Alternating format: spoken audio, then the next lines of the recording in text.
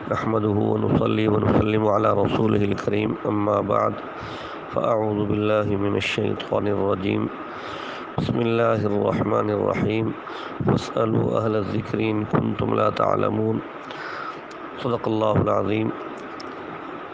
محترم بھائیو اور دوستو، مختلف دینی مسائل کا کلپ نمبر 13 ہے۔ ایک صاحب کا سوال ہے کہ تشہد میں، نماز کے اندر سنتوں میں یا فرضوں میں جب تشہد میں بیٹھیں تو اشارہ کرتے وقت شہادت والی انگلی کو حرکت دیتے رہنا سلام کے آخر تک، سلام پھیرنے تک، کیا یہ سنت ہے؟ تو اس سلسلے میں ہمارے سامنے مشکات شریف صفحہ نمبر 84 ہے، اس پر 2 حدیثیں ہیں۔ باب التشہد فصل ثانی میں پہلی حدیث حضرت وائل بن حجر یمن کے صحابی ہیں، جو ایک آدھ دفعہ آپ صلی اللہ علیہ وسلم کے ہاں تشریف لائے اور آپ صلی اللہ علیہ وسلم کی نماز دیکھی تو وہ کہتے ہیں کہ میں نے آپ صلی اللہ علیہ وسلم کو دیکھا کہ آپ تشہد میں انگلی کا اشارہ کرتے ہوئے انگلی کو حرکت دیتے رہے، یحرکھا۔ اس کے نیچے دوسری روایت صاحب مشکات حضرت عبداللہ بن زبیر رضی اللہ عنہ کی روایت لے کر آئے ہیں۔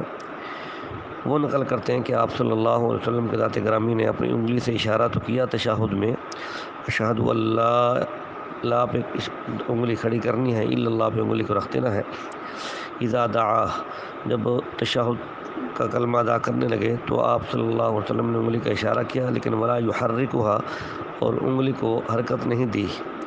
تو آپ صلی اللہ علیہ وسلم کا جو بعد والا عمل ہے وہ پہلے عمل کے لیے ناسخ ہے، پہلا عمل منسوخ ہے، اور اسی ترتیب کو صاحب مشکات نے ملحوظ رکھا۔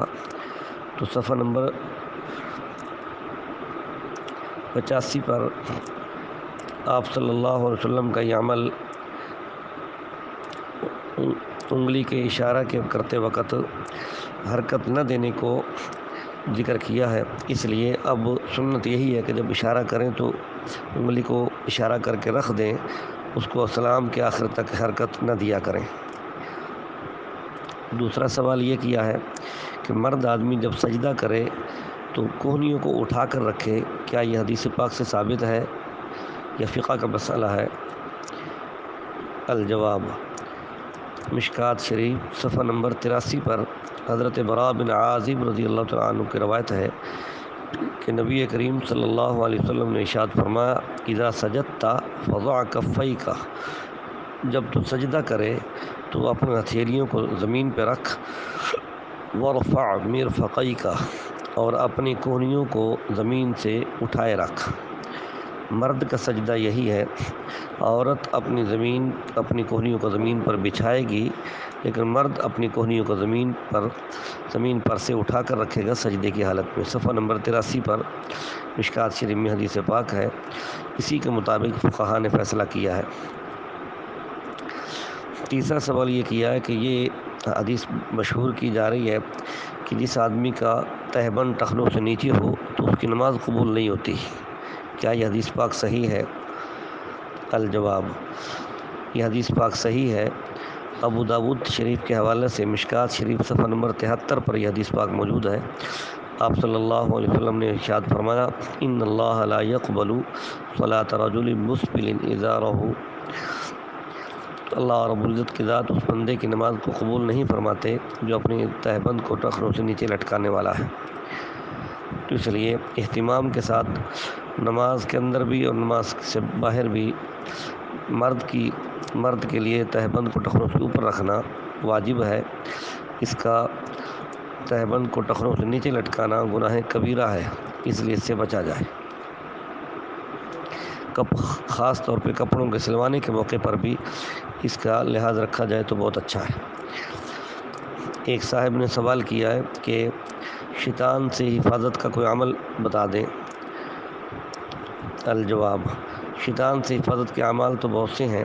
ایک عمل آپ صلی اللہ علیہ وسلم نے فرمایا کہ جب آدمی مسجد میں داخل ہو تو اس وقت یہ دعا پڑھ لینا، اعوذ باللہ العلی واعوذ باللہ العظیم وبوجہہ الکریم وسلطانہ القدیم من الشیطان الرجیم۔ یہ دعا پڑھ لے مسجد میں داخل ہوتے وقت تو شیطان خود کہتا ہے کہ حفظ منی سائر الیوم، کہ آج سارا دن یہ شخص مجھ سے محفوظ ہو گیا۔ یہ دعا اس سے ایک تو پتہ چل رہا ہے کہ پانچوں نمازوں کا اہتمام اور مسجد میں جا کر پڑھنے کا اہتمام۔ اللہ رب العزت سب کو تکبیر اولیٰ کے ساتھ صف اول میں مسجد میں نماز پڑھنے کی توفیق عطا فرمائے۔ یہ صفحہ نمبر 72 پر یہ دعا موجود ہے حدیث پاک مشکات شریف میں، باب المساجد و مواضع الصلاۃ۔ اسی طریقے سے ایک صاحب نے سوال کیا کہ اذان اور اقامت کے درمیان لوگ دعا کا اہتمام کرتے ہیں، کیا یہ حدیث سے ثابت ہے؟ جی، یہ حدیث پاک سے ثابت ہے۔ مشکات شریف صفحہ نمبر 66 پر حدیث پاک ہے، عن انس قال قال رسول اللہ صلی اللہ علیہ وسلم لا يرد الدعاء بین الاذان والاقامہ، رواہ ابو داود والترمذی۔ حضرت انس فرماتے ہیں کہ فرمایا نبی کریم صلی اللہ علیہ وسلم نے کہ دعا رد نہیں کی جاتی اذان اور اقامت کے درمیان، اس لیے اذان اور اقامت کے درمیان عام طور پر مساجد میں لوگ گفتگو کرتے رہتے ہیں، باتوں سے پرہیز کیا کریں، دعاؤں میں مشغول رہا کریں، یہ انتہائی اہم وقت ہوتا ہے۔ اسی طرح ایک صاحب کا سوال آیا ہے کہ یہ حدیث صحیح ہے کہ نبی کریم صلی اللہ علیہ وسلم نے ایک آدمی کو قل هو اللہ احد سورۃ اخلاص پڑھتے ہوئے دیکھا تو آپ نے فرمایا کہ وجبت، تو ایک صحابی نے کہا کہ اللہ کے نبی کیا واجب ہو گئی؟ تو آپ نے فرمایا کہ جنت واجب ہو گئی۔ جی، یہ حدیث بھی صحیح ہے۔ امام ترمذی رحمۃ اللہ علیہ نے ترمذی شریف جلد نمبر 2 صفحہ 581 پر اس کو نقل کیا ہے۔ ابواب فضائل القرآن کے تحت باب ما جاء فی سورۃ الاخلاص، الفاظ یہ ہیں، عن نبی ہریرہ قال اقبلت مع النبی صلی اللہ علیہ وسلم فسمع رجلا یقرأ قل هو اللہ احد فقال رسول اللہ صلی اللہ علیہ وسلم وجبت، قلت ما وجبت قال الجنہ۔ کہ حضرت ابو ہریرہ فرماتے ہیں کہ میں اللہ کے نبی کے ساتھ آ رہا تھا تو آپ علیہ السلام نے ایک آدمی کو سنا کہ وہ پڑھ رہا ہے قل هو اللہ احد، سورۃ اخلاص پڑھ رہا ہے، تو اللہ کے رسول نے فرمایا وجبت، تو میں نے پوچھا کہ کیا چیز واجب ہوئی؟ آپ نے فرمایا کہ الجنہ، جنت واجب ہو گئی۔ ایک صاحب نے سوال کیا کہ عورتوں کے بال جو سروں سے گر جاتے ہیں کنگھی کے وقت، یا کوئی دوسرا بال زائد ہو تو اس کو کاٹ دیتے ہیں، حد سے بڑھ جائے، تو ایسے بالوں کا بیچنا اور خریدنا کیا حکم رکھتا ہے؟ یہ انسانی جزء ہے، شریعت کا اصول یہ ہے کہ انسانی جزء کی بیع جائز نہیں ہے، اس لیے بالوں کا بیچنا بھی حرام ہے اور اس کا خریدنا بھی حرام ہے، اور تو اس معاملے میں محتاط رہیں۔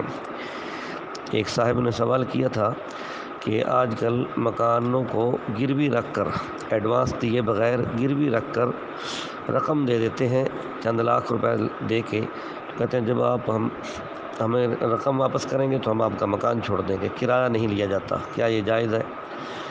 لاہور میں عام طور پر ایسی صورت اختیار کی جا رہی ہے۔ الجواب، یہ صورت ناجائز اور حرام ہے، سود کی صورت ہے۔ اس آدمی کی جو رقم ہے 10 لاکھ یا 20 لاکھ، وہ اس کے پاس قرض ہے، بطور قرض کے ہے، تو حدیث پاک میں کل قرض جر نفعا فہو ربا، ہر ایسا قرض جو نفع کو کھینچے وہ سود ہوتا ہے، تو اس لیے اس آدمی کا یہ عمل جائز نہیں ہے۔ معروف کرایہ کٹے گا، یہ جائز صورت ہے کہ کئی مہینوں کا اکٹھا یا سالوں کا اکٹھا کرایہ دے دے اور اس کی تحریر لے لی جائے اور اس کے مطابق اس کو استعمال کرے، تو یہ جائز ہے۔